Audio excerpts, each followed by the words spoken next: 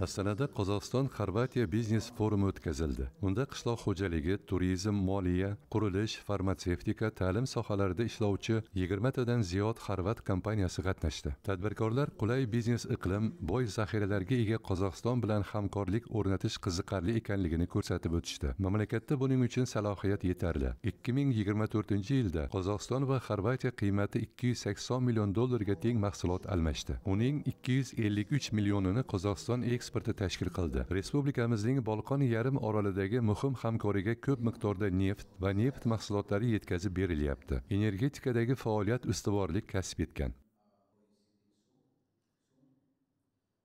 We are a company involved in chemical products for Biz neft gaz sohasi, shu jumladan razvedka va qazib olish uchun kimyoviy mahsulotlar yetkazib beruvchi kompaniyada ishlaymiz. Ushbu anjuman o'zaro aloqalar o'rnatish, bozorni o'rganish, asosiy hamkorlarni aniqlab olish, mahalliy kompaniyalar, ishlab chiqaruvchilarga mahsulot taklif etish uchun katta imkoniyatlar beradi. as a potential service provider for local companies and producers. Обсуждались вопросы двустороннего сотрудничества, в частности, это особенно в сфере энергетики, транспортировки.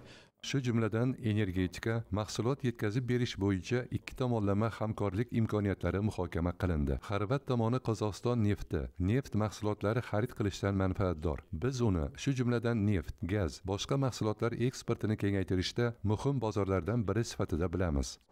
Позиций, включая нефть, газ, ну и другие, понятно, продукты.